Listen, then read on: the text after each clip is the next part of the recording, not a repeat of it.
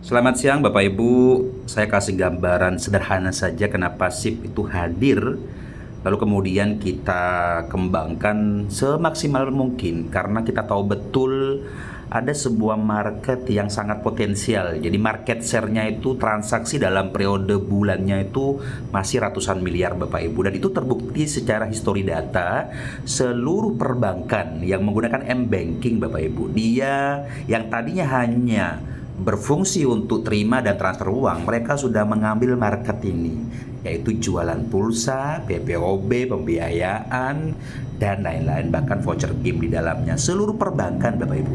Lalu kalau kita lihat sekarang di Pegadaian, aplikasinya yang online, sistem dia itu namanya Tring. Anda lihat di dalamnya login, itu ada layanan beli pulsa, Bapak Ibu.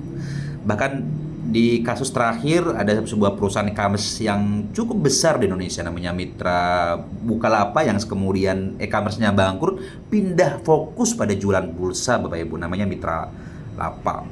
Lalu kemudian Gojek yang tadinya hanya dia nganter orang, nganter jemput, masuk ke dia sektor makanan, kuliner, lalu kemudian mengambil peluang di jualan pulsa. Kalau kita lihat di sini ada Go Pulsa segala macam. Lalu banyak sekali aplikasi-aplikasi yang di 7 tahun terakhir lahirlah dompet digital yang seperti Dana, OVO dan lain-lain. Nah, Bapak Ibu perlu tahu bahwa untuk sebuah aplikasi yang PPOB, payment dan lain-lain dikenal oleh jutaan orang.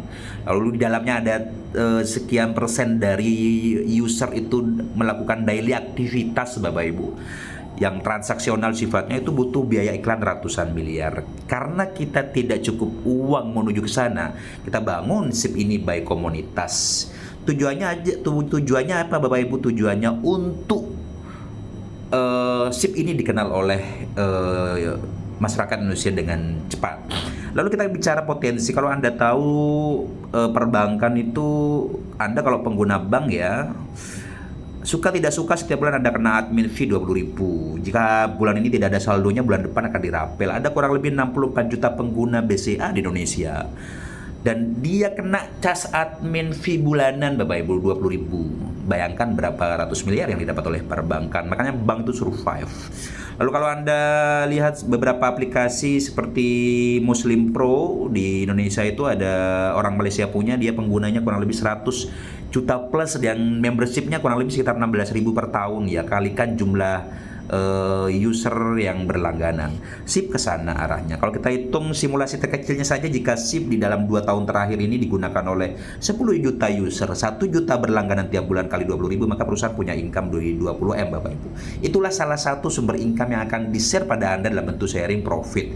Lalu kalau Anda tahu ada berapa juta transaksi ke depannya dalam periode 1 bulan, setiap transaksi token listrik kita ada profit di sana, pulsanya, voucher gamenya dan lain-lain.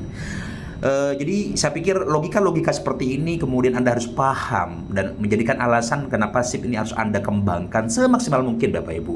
Karena kita paham betul potensi di dalam sebuah aplikasi ini.